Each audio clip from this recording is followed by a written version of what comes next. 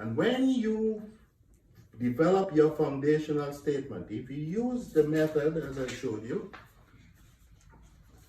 and you write it going down the middle of the speech, it will keep you in focus.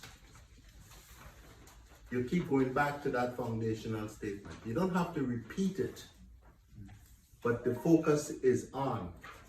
Once the focus is on your foundational statement, it will keep you grounded.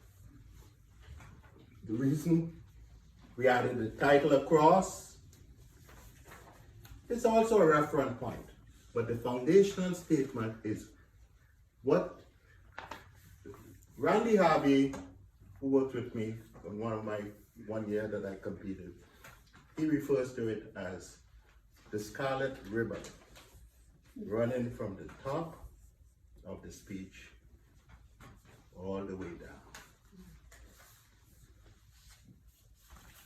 And when you can get that to run right through your speech, that message to run right through your speech, you have your audience also focusing, and you will see the difference.